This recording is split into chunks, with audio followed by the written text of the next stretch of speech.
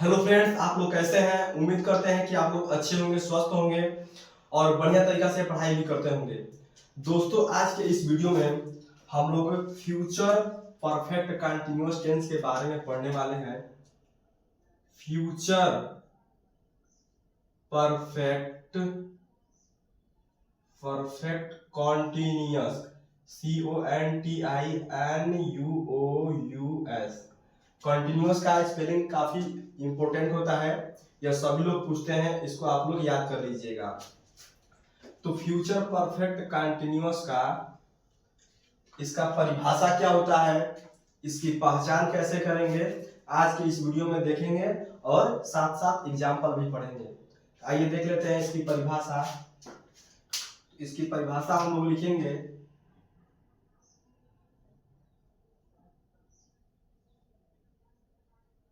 कि जिस वाक्य के अंत में जिस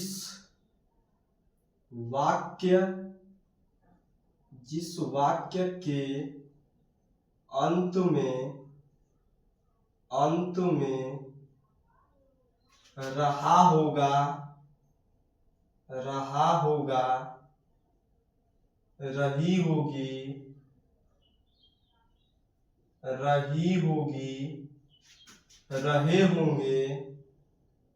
रही होगी, रहे होंगे तथा समय भी दिया हो। ठीक है, इतना लिखेंगे कि जिस वाक्य के अंत में रहा होगा, रही होगी, रहे होंगे तथा समय भी दिया हो, उसे फ्यूचर परफेक्ट कंटीन्यूअस टेंस कहते हैं। उसे फ्यूचर परफेक्ट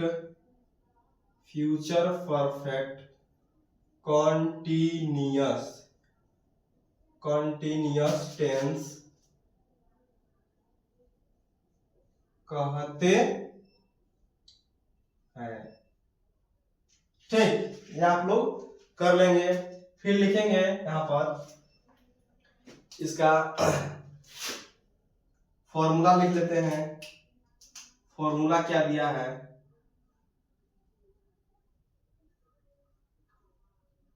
तो फॉर्मूला हम लोग को दिया है यहाँ पर। सबसे पहले लिखेंगे subject plus will plus have been लगा देना है। विल हैव प्लस बीन, ठीक है, विल हैव बीन एक ही में रहेगा। फिर उसके बाद प्लस वर्ब में आईएनजी जोड़ देना है, प्लस ऑब्जेक्ट प्लस क्या रहेगा, अदर वर्ड्स। ऑब्जेक्ट के बाद प्लस अदर वर्ड्स, ये टी इसलिए लिखे क्योंकि प्लस प्लस जैसा दिखाई दे रहा है। उसके बाद अदर वर्ड, OTHERWORDS, ये हो गया उनका फॉर्मूला। वर्ब यहाँ पर फर्स्ट फॉर्मूला हो गया उसका, आईएनजी उसमें जोड़ देना है। फिर इसका लिखेंगे कि आईवी के साथ लिखें कि आई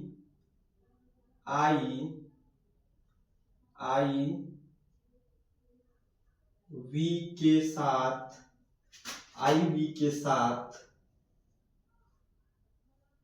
शैल हैव बीन का प्रयोग करते हैं।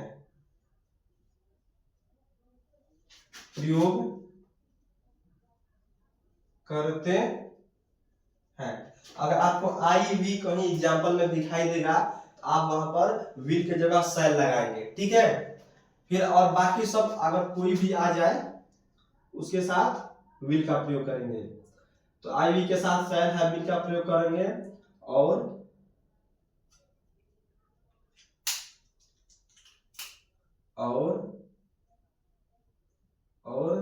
शेष मतलब जो बचा है, और शेष सभी के साथ विल हैव बीन का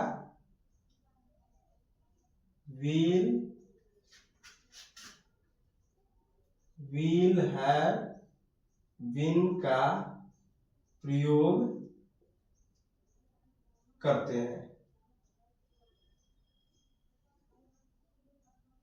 ठीक, अब यहां पर क्या करेंगे, थोड़ा सा एग्जाम्पल लेके आप लोग को समझा देता हूं कि किस प्रकार से आप लोग को इस पर सेंटेंस करना है। तो मैं यहां पर एग्जाम्पल लेता हूं, जैसे मान लीजिए कि वह 2 घंटे से, वह 2 घंटे से पढ़ रहा है। वह 2 घंटे से पढ़ रहा है। मैं आपको बता दूं कि जो यहाँ पर जो निश्चित समय, मतलब जो निश्चित समय रहेगा, मैं आपको यहाँ पर लिखवा देता हूं, निश्चित समय के लिए, निश्चित समय के लिए सिंस का प्रयोग करेंगे। ठीक, सिंस का प्रयोग करेंगे। और अनिश्चित समय के लिए, अनिश्चित समय के लिए क्या करेंगे, फॉर का प्रयोग करेंगे। FOR, फॉर का प्रयोग करेंगे।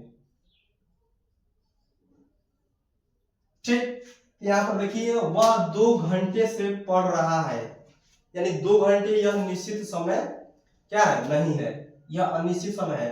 2 घंटे से पता नहीं चल रहा है कि कितने घंटे से, मतलब कितना घंटा बढ़ा है। ठीक है, वो 2 घंटे से बोला है, तो अनिश्चित के लिए क्या लगाएंगे, फॉर का प्रयोग करेंगे। तो यहाँ पर इसका बनाएंगे कि ही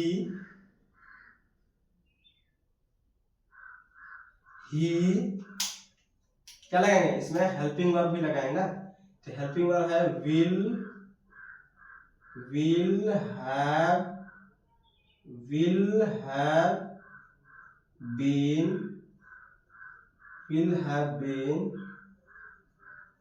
he will have been, फिर वर्ब में आएगी, तो वर्ब क्या है, रीड, इसमें आईएनजी जोड़ेंगे तो READ, रीडिंग, फिर आईएनजी जोड़ देंगे।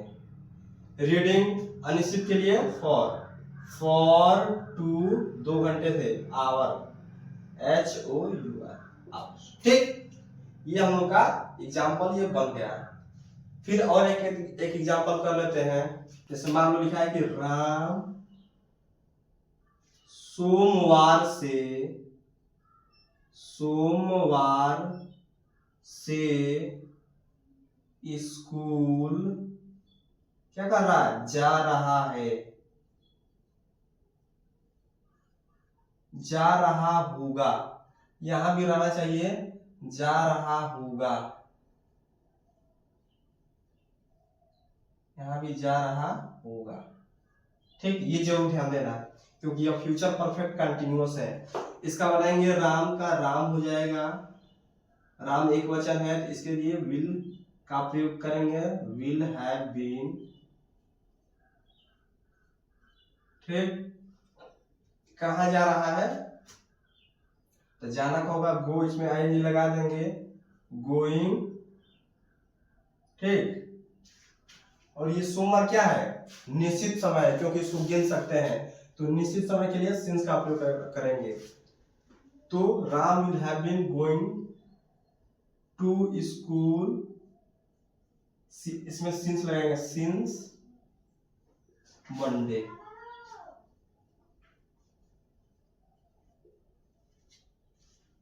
ठीक, समझ में आ गया होगा, तो तक धन्यवाद।